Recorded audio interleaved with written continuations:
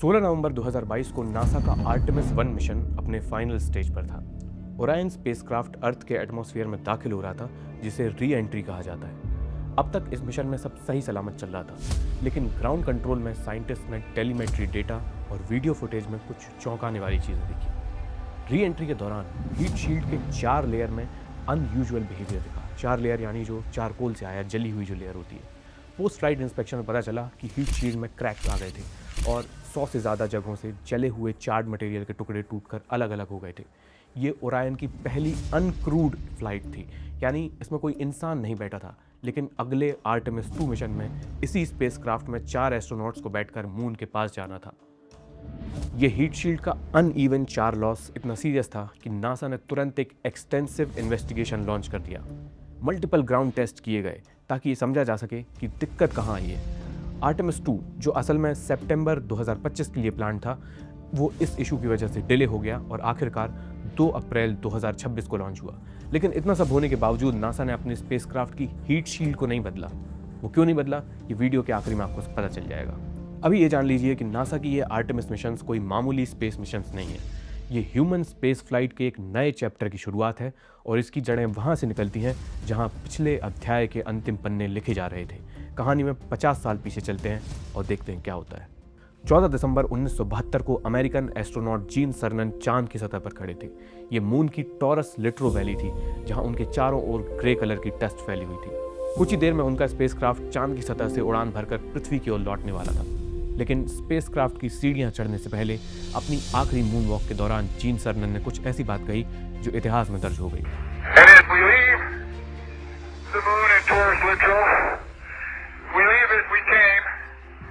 And God willing, as we shall return with peace and hope for all mankind. जैसे हम आए थे, भगवान ने चाहा तो हम फिर से लौटेंगे, शांति और मानव जाति की उम्मीद साथ लेकर। इसके बाद वो अपने स्पेसक्राफ्ट की सीढ़ियां चढ़ते हैं, इंजन फायर होते हैं और चांद पर मनुष्यों का पहला चैप्टर खत्म होता है। ये नासा का अपोलो 17 स्पेस मिशन था, जो आखिरी बार मनुष्यों को चांद पर लेकर गया। मिशन कंट्रोल या टीवी पर देख रहे लोगों में से किसी को अंदाजा नहीं था कि अगले 50 साल तक कोई इंसान चांद के पास भटकने भी नहीं जाएगा। इसके बाद ह्यूमन स्पेस मिशंस सिर्फ पृथ्वी के आसपास ही सिमट कर रह गए और एस्ट्रोनॉट जीन सर्नन की बात एक दबी हुई उम्मीद बनकर रह गई। लेकिन अब आर्टेमिस मिशंस इस पुराने वादे को पूरा करने जा रहे हैं। नासा का आर्टेमिस 2 मिशन एक बार फिर मनुष्यों को चांद तक लेकर गया है। 2 अप्रैल 2026 की सुबह नासा ने कैनेडी स्पेस सेंटर से अपना आर्टेमिस मिशन लॉन्च कर दिया। इसमें बैठे 4 एस्ट्रोनॉट्स चांद के लिए रवाना हो गए। लेकिन चांद के पास पहुंचने के बावजूद ये एस्ट्रोनॉट्स वहां लैंड नहीं करेंगे, बल्कि पृथ्वी से इतने दूर चले जाएंगे जितना अब तक कोई भी इंसान नहीं गया। आर्टेमिस 2 मिशन कई मायनों में बहुत अनोखा स्पेस मिशन है। ये जितना रोमांचक है, उतना ही खतरनाक भी है। इस वीडियो में हम इसे डिटेल में समझने की कोशिश करेंगे।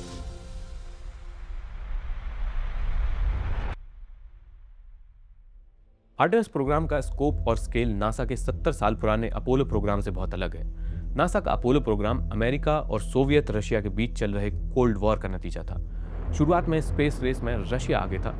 फिर 1961 में जब अमेरिका के राष्ट्रपति जॉन एफ कैनेडी ने प्रॉमिस किया कि इस दशक के अंत तक हम एक आदमी को मून पर लैंड करवाएंगे, तो वो उन्होंने इसलिए नहीं कहा कि चांद पर कोई सोना चांदी या ऑक्सीजन का पता चला था। ये आग इसलिए लगी कि सोवियत यूनियन ने अपने स्पुतनिक और यूरी गगारिन को पहले अंतरिक्ष में भेजकर यूएस को शॉक कर दिया था। 1960 के दशक में यूएस फेडरल बजट का करीब 4% हिस्सा नासा के नाम पर खर्च होता था। आज तक किसी स्पेस एजेंसी को इतनी बड़ी रकम मिलना अनइमेजिनेबल है। लेकिन अपोलो जितनी तेजी से शुरू हुआ था, उसी रफ्तार से बंद भी हो गया। अपोलो 11 में पहली बार लूनर लैंडिंग के बाद अमेरिका के ऊपर से रेस का प्रेशर कम होने लगा। 2-3 सालों में एक के बाद एक टोटल 6 अपोलो मिशन चांद पर अमेरिकन एस्ट्रोनॉट्स को लेकर गए। वहीं रशिया का मून लैंडिंग प्रोग्राम फेल हो चुका था। धीरे धीरे इन स्पेस मिशंस में पब्लिक का इंटरेस्ट भी फेड होने लगा और चांद पर पहले निशान छोड़ने के बाद लोगों को रियलाइज हुआ कि ये काफ़ी महंगा सौदा है और इसके बदले में उन्हें मून से कुछ खास मिल भी नहीं रहा। इस तरह अपोलो 17 के साथ मून लैंडिंग का वो सिलसिला वहाँ खत्म हो गया। इसके बाद के दशकों में नासा ने स्पेस शटल प्रोग्राम शुरू किया और फिर पार्टनर्स के साथ मिलकर इंटरनेशनल स्पेस स्टेशन बनाया, ISS। पृथ्वी की सतह से करीब 400 किलोमीटर ऊपर ये दुनिया की सबसे अनोखी लैब है। इसमें हमेशा एस्ट्रोनॉट्स आते जाते बने रहते हैं। यहाँ करीब 2 दशकों के एक्सपेरिमेंट से ये स्टडी किया गया कि ह्यूमन बॉडी मटेरियल्स, फ्लूइड्स और टेक्नोलॉजी स्पेस की माइक्रोग्रेविटी में कैसे बिहेव करती है, वहाँ काम कैसे करना है अगर लंबे समय तक रहना है। दूसरी तरफ यहाँ ज़मीन पर कंप्यूटर्स, सेंसर्स और रोबोटिक्स इस दौरान एडवांस होते चले गए। आर्टेमिस 2 के स्पेसक्राफ्ट ओरायन में जो फ्लाइट कंप्यूटर्स लगे हैं वो स्पेस शटल के कंप्यूटर्स से सैकड़ों गुना ज़्यादा पावरफुल हैं, और अपोलो के जो प्रिमिटिव कंप्यूटर्स थे, पुराने कंप्यूटर्स, उनका तो इससे कोई मुकाबला ही नहीं है। आर्टेमिस मिशन का कॉन्टेक्स्ट समझने के लिए हमें एक दो बातें और जान लेनी ज़रूरी है। 50 साल पहले की स्पेस रेस में सिर्फ अमेरिका और रशिया ही दो प्लेयर्स थे, लेकिन समय के साथ दूसरे देशों के स्पेस प्रोग्राम्स भी परिपक्व होने लगे। इनमें इंडिया का चंद्रयान मिशन बहुत अहम है, जिसकी बदौलत मून के साउथ पोल पर पानी की खोज हुई और बंजर से लगने वाले चांद ने एक बार फिर सबका ध्यान खींचा। अमेरिका के अपोलो मिशन चांद के इक्वेटोरियल रीजन पर लैंड हुए थे, यानी जो बीच वाला इलाका होता है किसी गोले का, इसलिए वहाँ झंडा गाड़ने और साइंटिफिक मिशंस के अलावा कुछ ज़्यादा खास किया नहीं गया। लेकिन मून के साउथ पोलर रीजन में पानी का पता चलते ही पूरी इक्वेशन बदल गई। इसने वहाँ लंबे समय तक मनुष्यों के बसने की संभावना पैदा की, और इसके बाद चांद को स्पेस में एक स्ट्रेटेजिक लोकेशन की तरह देखा जाने लगा। फिर चाइना के स्पेस प्रोग्राम ने भी पिछले कुछ दशकों में तेज़ी से बढ़त हासिल की। अपने एस्ट्रोनॉट्स को चांद पर भेजने को लेकर चाइना का काफ़ी एम्बिशियस प्लान है। उनका ह्यूमन स्पेस फ्लाइट प्रोग्राम भी बहुत एडवांस्ड है, और इस बात ने अमेरिका की टेंशन बढ़ा दी है।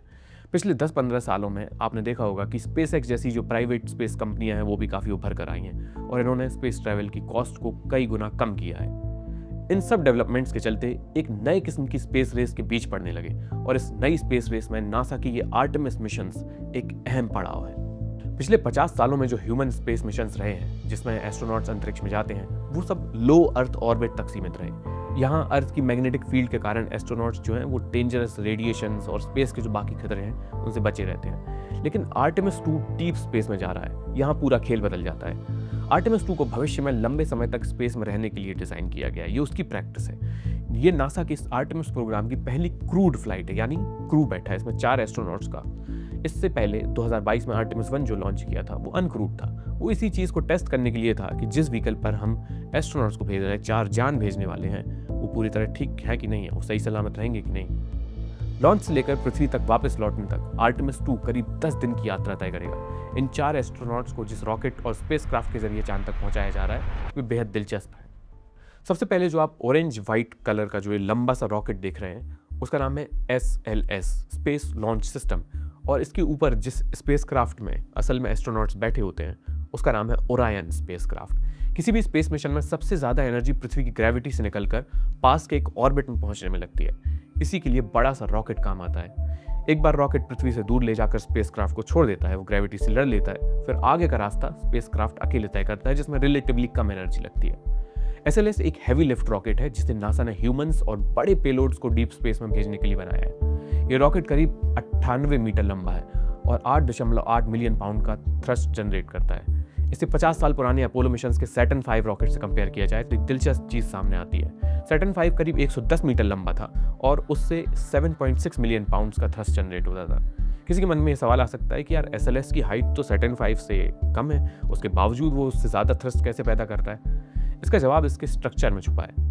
SLS भले ही हाइट में छोटा है लेकिन सैटर्न 5 से थोड़ा मोटा है। आप देखेंगे तो SLS के स्ट्रक्चर पर एक नज़र मारते हैं और इसके 3 मेन पार्ट्स को समझते हैं। सबसे बीच में एक कोर स्टेज है जिसमें 4 RS-5 इंजन्स लगे हैं जो नासा के स्पेस शटल में इस्तेमाल होने वाले इंजन्स का एक अपग्रेडेड वर्जन है। फिर साइड में 2 सॉलिड रॉकेट बूस्टर्स लगे हैं। इन्हें भी स्पेस शटल में इस्तेमाल होने वाले बूस्टर्स से डिराइव किया है, यानी नासा ने पुराने मिशंस की चीज़ें अप्लाई की हैं। फिर एक अपर स्टेज है जो क्रायोजेनिक प्रपल्शन का काम करती है, यानी स्पेस में बहुत ही कम टेम्परेचर जो क्रायोजेनिक टेम्परेचर्स होते हैं उसके लिए इसे डिज़ाइन किया है, जहां हमारे सॉलिड और लिक्विड फ्यूल्स काम नहीं करते हैं।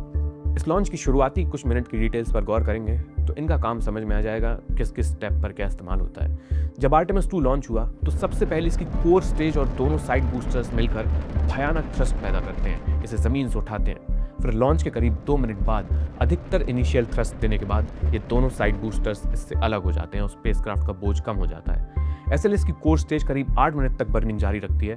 स्पेसक्राफ्ट पृथ्वी से करीब 150 किलोमीटर दूर पहुंचने के बाद फिर ये कोर स्टेज भी साथ छोड़ देती है। फिर बाकी के हिस्से आगे अपनी यात्रा तय करते हैं। बाद में ये अपर स्टेज रीइग्नाइट होता है जिससे ऑर्बिट को रेज किया जाता है और आखिरकार उस हायर ऑर्बिट से स्पेसक्राफ्ट को चांद की तरफ रवाना होता है। एक पार्किंग ऑर्बिट था, फिर एक रेस करके हायर ऑर्बिट। ये वैसा ही है जैसे गाड़ी को धक्का मारने के बाद एक एक करके लोग अलग होते जाते हैं, आप देख रहे हैं रॉकेट के पार्ट्स, और फिर गाड़ी अकेले अपना रास्ता तय करती है। खैर, स्पेसक्राफ्ट वो हिस्सा है जो असल मायने में स्पेस मिशंस पर निकलता है। SLS रॉकेट के टॉप पर लगा है ओरायन स्पेसक्राफ्ट। ये भले ही इसके मुकाबले बहुत छोटा है, लेकिन अपने आप में बहुत जबर चीज़ है ये। इसे दो हिस्सों में तोड़कर समझा जा सकता है। ओरायन में सबसे आगे जो कोनिकल सा कैप्सूल शेप का एक हिस्सा निकल कर है, वो इसका क्रू मॉड्यूल है। यही वो जगह है जहाँ पूरे मिशन के दौरान एस्ट्रोनॉट्स मौजूद होते हैं, अपनी सारी चीज़ें करते हैं। फिर इससे जुड़ा हुआ एक सर्विस मॉड्यूल। इसमें स्पेसक्राफ्ट का मेन इंजन, पावर, पानी, ऑक्सीजन, नाइट्रोजन के टैंक्स और फ्यूल टैंक्स वगैरह मौजूद होते हैं। और इस सर्विस मॉड्यूल को यूरोपियन स्पेस एजेंसी ESA ईसा ने बनाया है, इसलिए इसे यूरोपियन सर्विस मॉड्यूल भी कहा जा रहा है। ओरायन स्पेसक्राफ्ट को 4 लोगों को कैरी करने के लिए बनाया गया है। अपोलो में सिर्फ 3 ही एस्ट्रोनॉट्स होते थे। अब जाहिर सी बात है, ओरायन में अपोलो के मुकाबले जगह ज़्यादा है, उसके सिस्टम्स ज़्यादा एडवांस है, और ऐसे सिस्टम्स जो लंबे समय के स्पेस मिशंस के लिए बने हैं। आर्टेमिस 2 मिशन के लॉन्च होते ही पहली बार एस्ट्रोनॉट्स की मौजूदगी में ओरायन ने अपना एनवायरनमेंटल कंट्रोल और life support system fully activate किया। ये system cabin pressure, oxygen, temperature, ये सारी चीज़ों को रेगुलेट करता है। कार्बन डाइऑक्साइड भी रिमूव करता है, ह्यूमिडिटी और टेम्परेचर वगैरह कंट्रोल करता है। साथ ही ये पानी और वेस्ट जैसी चीज़ों को हैंडल करता है। ये तो ओरायन स्पेसक्राफ्ट की बॉडी की बात हो गई। अब उसके ब्रेन को समझ लेते हैं। ओरायन में कई इंडिपेंडेंट फ्लाइट कंप्यूटर्स और redundant power and data network की व्यवस्था है। रिडंडेंसी का मतलब होता है कि एक्स्ट्रा या बैकअप सिस्टम, ताकि अगर कोई एक फेल हो जाए तो दूसरा टेक ओवर कर ले। ये डीप स्पेस मिशंस के लिए बहुत क्रिटिकल चीज़ होती है, क्योंकि वहाँ किसी भी दुर्घटना की स्थिति में आप ज़मीन से कोई मदद नहीं भेज सकते हैं।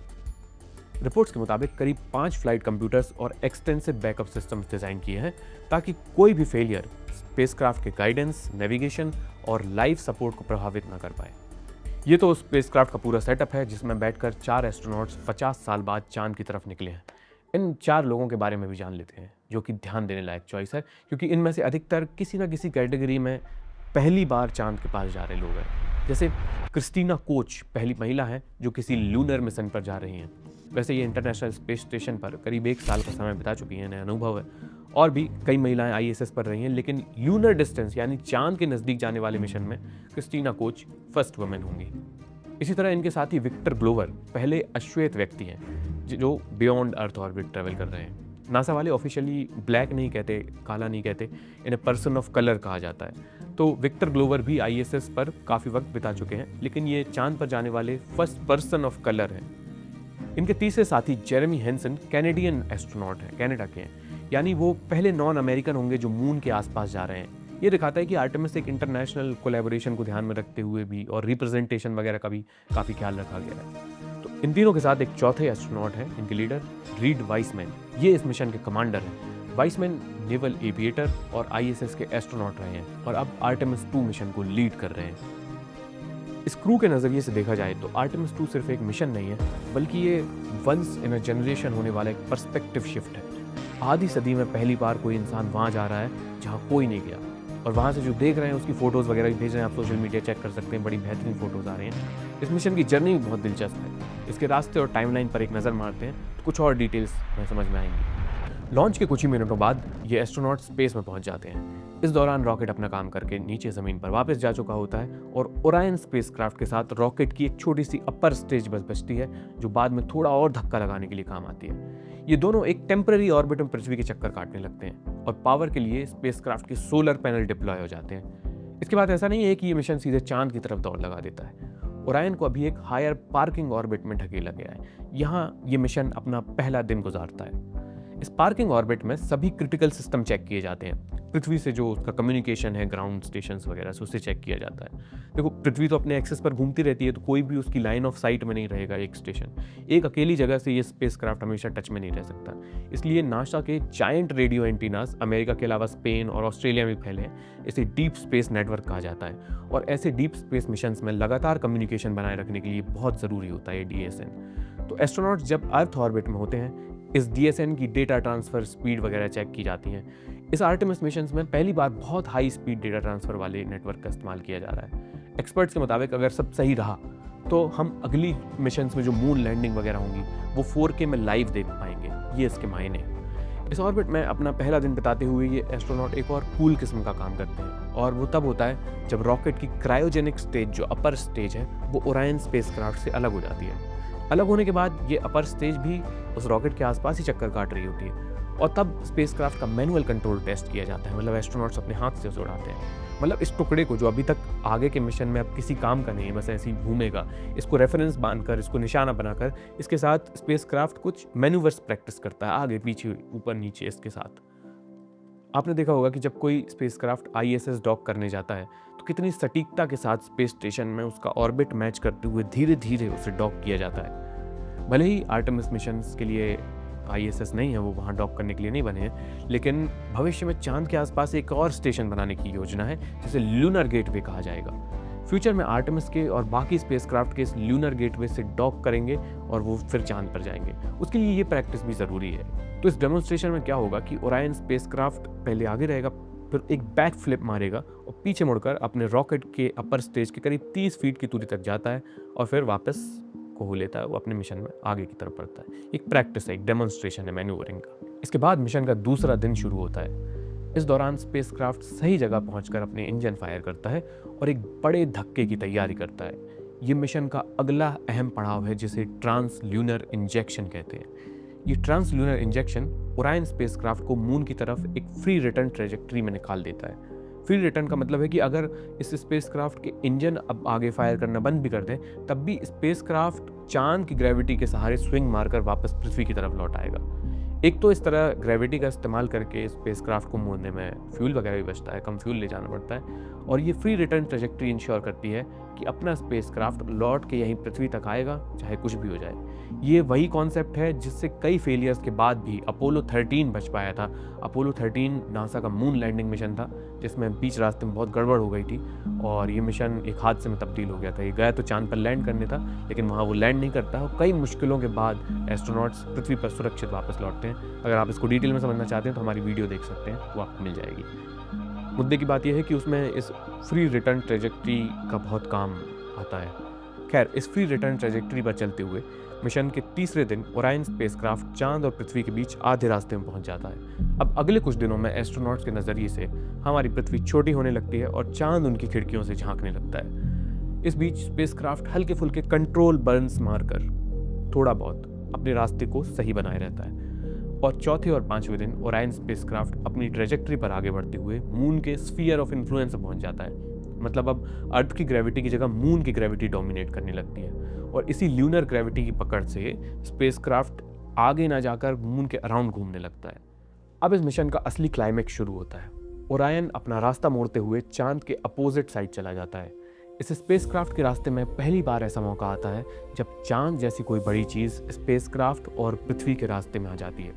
इससे होता यह है कि पृथ्वी पर कई जगह जो डीप स्पेस नेटवर्क फैला हुआ है, उसके बावजूद इससे इसका संपर्क टूट जाता है क्योंकि चांद बीच में आ जाता है। इस दौरान स्पेसक्राफ्ट और 4 एस्ट्रोनॉट्स पूरी तरह अपने ऊपर निर्भर रहते हैं। पृथ्वी से ना तो कोई कांटेक्ट कर सकते हैं और ना ही ग्राउंड पर मौजूद टीम को पता होता है कि स्पेसक्राफ्ट के साथ क्या हो रहा है। आगे चलकर मिशन में एक और क्रिटिकल माइलस्टोन अचीव होता है। ये वो मौका है जब स्पेसक्राफ्ट चांद से करीब 7600 किलोमीटर दूर होता है और पृथ्वी से इसकी दूरी करीब 4,06,777 किलोमीटर होगी। ये इसलिए आंकड़े बता रहा हूँ क्योंकि इतिहास में ये पहली बार है जब कोई क्रूड स्पेस मिशन पृथ्वी से इतने दूर गया हो। ये अपने आप में एक रिकॉर्ड दूरी है। फिर इस पॉइंट से आगे बढ़ते हुए ओरायन स्पेसक्राफ्ट अपनी वापसी का सफर शुरू करता है। उस डार्क जोन से निकलकर इसका दोबारा ग्राउंड स्टेशन से कॉन्टैक्ट स्टैब्लिश होता है। क्योंकि ये एक फ्लाई बाय मिशन है, इसलिए ये स्पेसक्राफ्ट चांद का ऑर्बिट पूरा नहीं करेगा, बल्कि उसे अधूरा छोड़कर वापस पृथ्वी की तरफ लौटने लगेगा। जब स्पेसक्राफ्ट चांद के पिछले इलाके से निकलकर सामने की तरफ आता है तो एस्ट्रोनॉट्स के सामने एक बेहतरीन नज़ारा होता है। ये एस्ट्रोनॉट्स उन गिने चुने लोगों में शामिल हो जाते हैं जो अपने जीवन में अर्थ राइज विटनेस कर पाते हैं। अर्थ राइज का मतलब होता है पृथ्वी को उगते हुए देखना, जैसे सूर्य को उगते हुए हम लोग सनराइज देखते हैं रोज।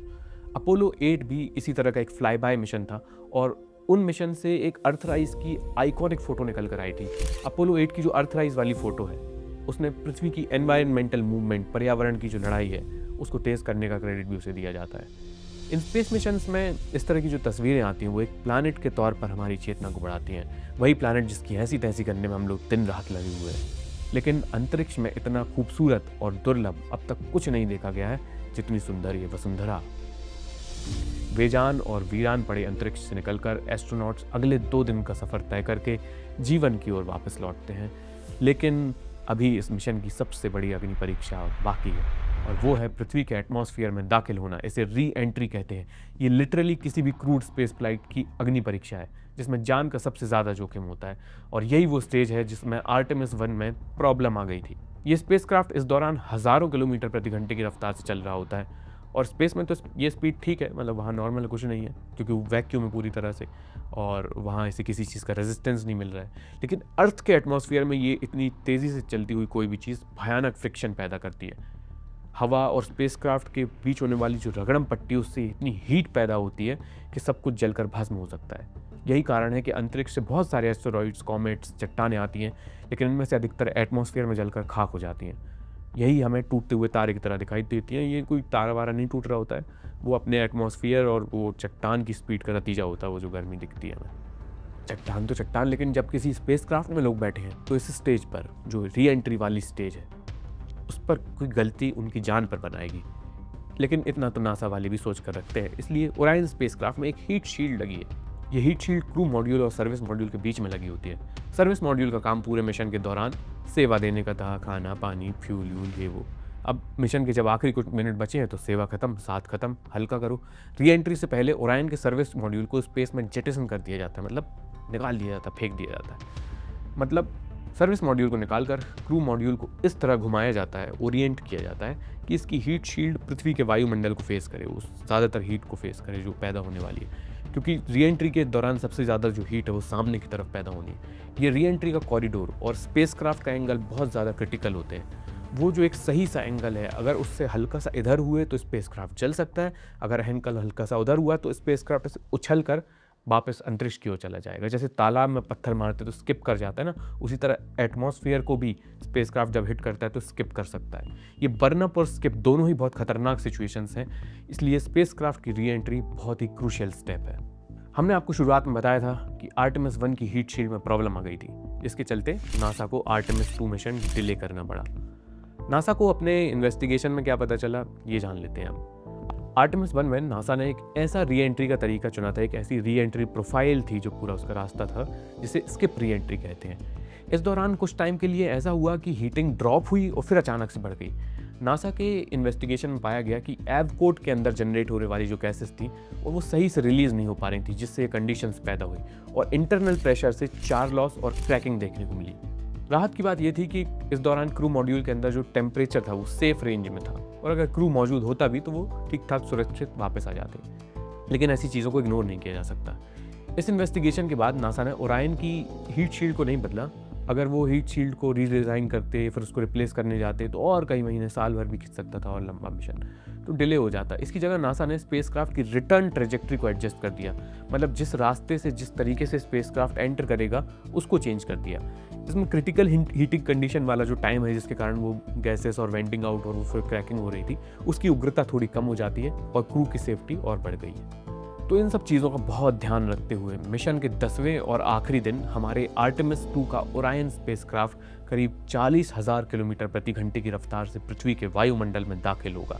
ये क्रूड स्पेस फ्लाइट के इतिहास में अब तक की सबसे तेज़ री एंट्री होगी, एक और रिकॉर्ड। इस दौरान इसकी हीट शील्ड का टेम्परेचर 2800 डिग्री सेल्सियस तक पहुंच सकता है। फिर एटमॉस्फेयर में घिसटते रगड़ते हुए जब ये पृथ्वी से करीब 7.5 किलोमीटर की ऊंचाई पर होता है तो इस स्पेसक्राफ्ट से ड्रोग पैराशूट्स डिप्लॉय होते हैं और स्पेसक्राफ्ट की स्पीड को धीमा किया जाता है। करीब 500 किलोमीटर प्रति घंटे तक ये स्पीड हो जाती है।